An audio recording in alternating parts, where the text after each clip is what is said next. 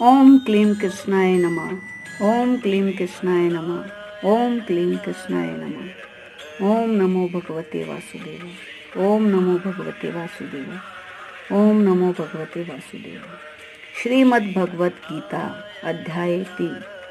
अर्जुन ने पूछा, हे जनार्दन, यदि आपके तप से कर्म से बुद्धि श्रेष्ठ है तो केशव मुझे इस घोर कर्म में क्यों डालने लगे हो? मिले हुए वचनों से आप मेरी बुद्धि को भ्रम में डाल रहे हो।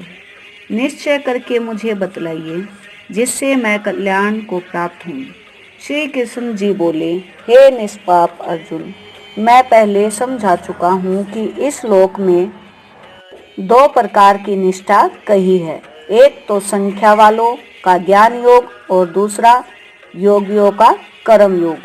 कर्मों का प्रारंभ न करने से ही कोई निष्कर्म नहीं कहलाता और कर्मों का त्याग करके संन्यास करने से ही किसी को सिद्धि नहीं मिल जाती। मनुष्य क्षण भर भी कर्म किए बगैर नहीं रह सकता। प्रकृति के गुण ही सब मनुष्यों को कुछ न कुछ कर्म करने में लगाते हैं। जो अज्ञानी कर्म इंद्रियों को रोककर आत्म चिंतन करने के बहाने विषयों की चिंता करता है, वह पाखंडी मिथ्याचारी कहलाता है।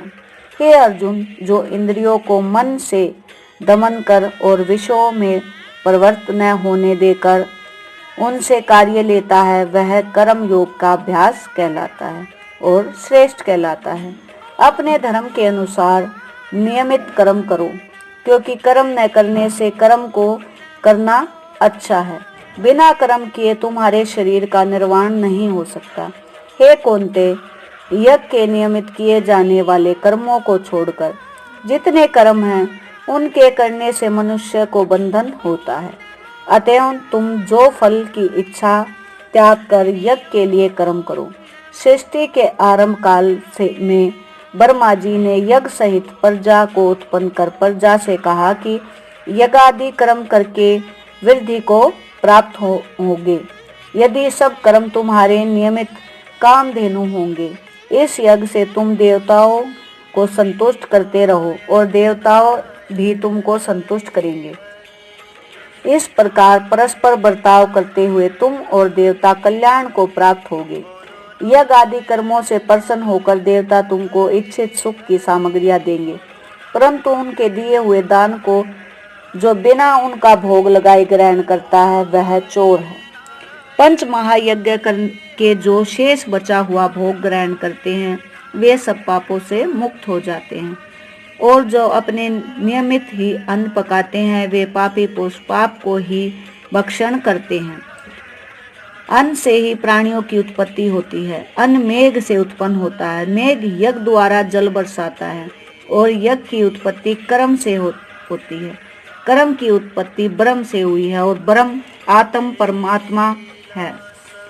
इस कारण सदा सब पदार्थों में रहने वाले जो ब्रह्म है, वह सब यज्ञों में प्रस्तुत है। हे पार्थ, इस प्रकार चलाए हुए कर्म के चक्र के अनुसार जो नहीं चलता, वह पापमय है। जो पुरुष आत्मा से ही रत रहता है और आनंद अनुभव से तृप्त रहता है, उसे कुछ भी कार्य शेष नहीं है। वह कोई कर्म करे या ना करे, उसको कोई प्रयोजन अथवा लाभ नहीं है और किसी प्राणी से उसका लाभ कराने की भी उसमें कोई आवश्यकता नहीं है। इसलिए तुम भी फल की प्राप्त इच्छा त्याग कर कर्तव्य पालन करते रहो, क्योंकि फल की इच्छा को त्याग कर्म करने वाला पुरुष मोक्ष की प्राप्त होता है। राजा जनक आदि ने भी कर्म सिद्धि पाई है। इस प्रकार तथा श्रेष्ठ लोक संग्रह को देखते हुए भी तुमको कर्म करना उचित है। श्रेष्ठ पुरुष जिन जिन कर्म का उच्चारण करता है, दूसरे मनुष्य उसी मार्ग पर चलते हैं और वह जिसको प्रमाणिक मानता है, उसी के अनुसार सब उत्तम मानते हैं। हे पार्थ, मुझको तीनों लोक में कुछ भी कर्म शेष न रहा और न कोई अप्राप्त वस्तु प्राप्त करनी है, फिर भी मैं कर्म करता ही रहता हूँ। यदि हम ही आलस्य रहित होकर कर्मों को नहीं करेंगे तो मनुष्य हर प्रकार से हमारे ही पथ का अनुसरण करेंगे। जो मैं ही कर्म न करूं तो सब लोग भी न करने से नष्ट हो जाएंगे। ऐसे मैं ही वर्ण शंकरों में उत्पन्न करने का हेतु बनकर प्रजा को नष्ट करने वाला समझा जाऊंगा। जिस प्रकार अज्ञानी फल की इच्छा करके कर्म करता है, वैसे ही फल की इच्छा न करते हुए ज्ञानी को लोक शिक्षा की इच्छा करते हुए कर्म करना उचित है। कर्म में आसक्त अज्ञानियों की बुद्धि में ज्ञानी भेदभाव उत्पन्न न करे, परंतु आप समय कर्म करता हुआ उसके भी प्रसन्नता पूर्वक कर्म करावे। हे अर्जुन, सब कर्म प्रकृति के गुण से ही उत्पन्न होते हैं, परंतु जिनकी बुद्धि अहंकार से भ्रष्ट है, ऐसे मूर्ख लोग समझते हैं कि हम करता हैं, परंतु जो गुण और कर्म के विभाग को सच्चा तत्व जानता है, वह ज्ञानी पुरुष यह समझकर इसमें आसक्त नहीं होता कि गुणों का यह खेल आपस में ही रहता है। हे अर्जुन, अध्यात्म बुद्धि सब कर्मों को तुम मुझ में अर्पण करके कर्म फल की आशा छोड़कर संग्राम करो। जो पुरुष श्रद्धापूर्वक मेरे वचनों पर दोष दृष्टि न करके मेरे इस मत के अनुसार आचरण करते हैं, वे लोग कर्म बंधन से निश्चय मुक्त हो जाते हैं। और जो अज्ञानी इस मत पर दोष दृष्टि करते हुए इसको ग्रहण नहीं करते, वे संपूर्ण ज्ञान से रहित हैं। उनको नष्ट हुआ जानो। अपना कठिन धर्म भी दूसरों के सहज धर्म से हितकर होता है।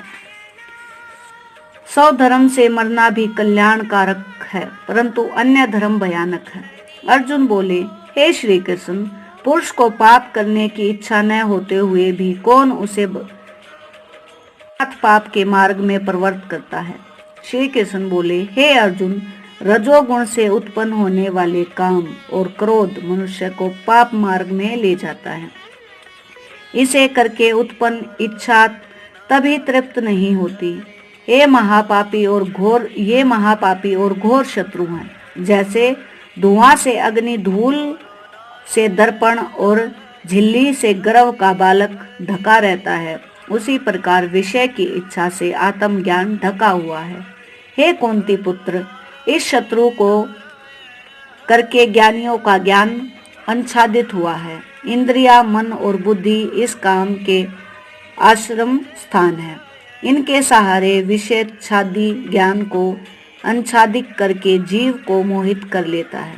अतः तुम सर्वप्रथम इंद्रियों को वश में करके ज्ञान और विज्ञान को नष्ट करने वाले इस पापी काम को जीतो। कहते हैं कि इंद्रियां प्रबल हैं और इंद्रियों से भी प्रबल मन है। इस प्रकार जो बुद्धि से परे है, उस आत्मा को जानकर निश्चयात्मक बुद्धि द्वारा मन को निश्चय करके ही महाबाहो तुम उस दुर्धर शत्रु काम को जीत लो। इति श्रीमद् भगवत गीता सुपनिष्ठ सुब्रह्म विद्या योग शास्त्रे श्री कृष्ण अर्जुन संवादे आत्म कर्म योगो नाम तृतीयो अध्याय। तीसरे अध्याय का महात्म। नारायण जी बोले, हे लक्ष्मी, एक शूद्र अकेला ही वन में रहता था। अनार्थों से उसने बहुत सा द्रव्य इकट्ठा किया। किसी कारण से वह द्रव्य जाता रहा। अब वह शूद्र बहुत चिंतित रहने लगा। किसी से पूछता कि ऐसा कोई अंजन बताओ जिससे नेत्र में डालकर पृथ्वी का पदार्थ निकाल लूं। तब किसी ने कहा, मांस मदिरा खा पीकर वह खोटा कर्म करने लगा। एक दिन धन की लालसा कर चोरी करने गया। रास्ते में चोरों ने मार दिया। तदंत उसने प्रेत की योनि पाई। उस प्रेत योनि में उसे बड़ा दुख उठाना पड़ा। एक वट के वृक्ष पर दिन रात चिल्लाता रहता कि कोई ऐसा भी है जो मुझे इस अधम देह से छुड़वावे। कुछ समय बाद शूद्र की स्त्री से पुत्र जन्मा। जब उसका पुत्र बड़ा हुआ तो एक दिन अपनी माता से उसने पूछा, मेरा पिता क्या करता था और देहांत किस प्रकार हुआ। तब उसकी माता ने कहा, बेटा, तेरे पिता के पास बहुत धन था, वह सब यूं ही जाता रहा।